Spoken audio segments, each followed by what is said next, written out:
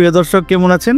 আশা করি ভালো আছেন। আজকে 330S Pro গেমের মধ্যে ট্রান্সফার অপশন আনবেন, সেই ভিডিওটি নিয়ে হাজির হলাম। দেখুন, আজকের ভিডিও দেখার পর আপনার আইডি এরকম থেকে, এই যে দেখুন এখানে কিন্তু কোনো ট্রান্সফার অপশন নাই, তো এরকম আইডি থেকে এই যে দেখুন এরকম আইডি হয়ে যাবে, একটা ট্রান্সফার অপশন কিন্তু আপনার থাকবে। তো এই বিষয়টা কীভাবে আনবেন A to Z সুন্দর মতো ধাপে ধাপে বুঝাবো। পুরোটা ভিডিও ঠান্ডা মাথায় দেখে বুঝে করে নেবেন, একবার করে নেবেন, সারা জীবন আপনার গেমের মধ্যে ট্রান্সফার অপশন থাকবে। তো যাই হোক, দেখুন আমার কাছে যে S Proটা আছে এটা কিন্তু একটু নীল কালার, ব্যাকগ্রাউন্ড নীল কালার, কিন্তু S Plus যেটা সেটার ব্যাকগ্রাউন্ড হচ্ছে লাল কালার এবং একটি ট্রান্সফার অপশন থাকে। দুইটাই একই কোম্পানির, কিন্তু যেই SC Pro Plus যেটা আছে সেটা প্লে স্টোরে নাই, কিন্তু আমাদের হাতে যে নীলটা এটা প্লে স্টোরে আছে। S Plusটা যেহেতু প্লে স্টোরে নাই, সেহেতু তো ওই ফাইলটা বা লিঙ্কটা আপনার লাগবে। সেজন্য আমাদের অফিসিয়াল ইমো অথবা হোয়াটসঅ্যাপ নাম্বার 01644434838, এই নাম্বার আমাদেরকে মেসেজ দিবেন। S Plusের লিঙ্ক অথবা ফাইল যেভাবে আপনার সুবিধা সেভাবে আমরা আপনাকে পাঠিয়ে দিব।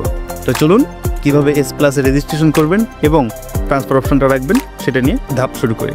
তো আমাদের কাছ থেকে S Pro Plusের লিঙ্ক বা ফাইল নিয়ে ডাউনলোড করার পর S Plusে ঢুকলে কিন্তু এরকম একটি ইন্টারফেস চলে আসবে। আসার পর কীভাবে এটা রেজিস্ট্রেশন করবেন, তো এই যে দেখুন ইমেল লগ ইন দেখেছেন বেগুনি কালার, এটাতে চলে যাবেন। আমি চলে যাচ্ছি। এখন হচ্ছে একদম নিচে দেখুন ছোট করে ডান পাশে রেজিস্টার একটা অপশন আছে, রেজিস্টার, এই রেজিস্টার অপশনে চলে যাবেন। আমি যাচ্ছি। এখন এখানে 3টা ঘর আছে। প্রথম ঘরে আপনার ইমেল অ্যাড্রেসটা নির্ভুলভাবে সুন্দরভাবে লিখবেন যাতে কোনো প্রকার ভুল না হয়। তো দেখুন আমি কিন্তু স্পষ্টভাবে লিখে দিলাম। এখানে ভালো মতো খেয়াল করবেন, কারণ অনেকে কিন্তু ইমেল আইডি দিতে ভুল করে ফেলেন। 100 জনের মধ্যে 3 থেকে 4 জন এরকম ভুলটা করেন। লিখার পর আমি একদম যেভাবে বলতেছি সেভাবেই করবেন। এই যে দেখুন OPT বাটন, এটাতে টিপ দিবেন। আমি টিপ দিয়ে দিচ্ছি। তো আমার ইমেলে কিন্তু একটি OTP চলে গেল। তো ইমেলে ঢোকার পর এই যে এইভাবে কিন্তু OTPটা আসবে।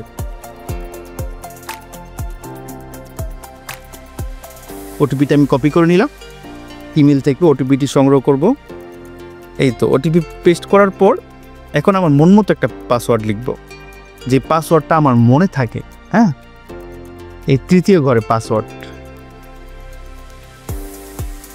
সব কিছু ঠিকঠাক মতো দেওয়ার পর এই যে দেখুন রেজিস্টার বাটন, এটাতে টিপ দিলে কিন্তু রেজিস্টার হয়ে যাবে। হ্যাঁ,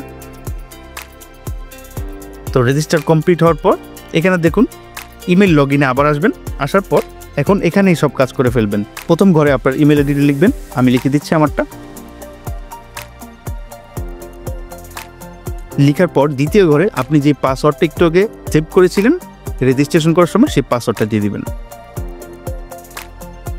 তো ইমেল আর পাসওয়ার্ড যেটা আমরা রেজিস্ট্রেশন করার সময় ইউজ করেছিলাম, এই দুইটা দেওয়ার পর তৃতীয় যে একটা ঘর আছে এটা কিন্তু পূরণ করার কোনো প্রয়োজন নেই।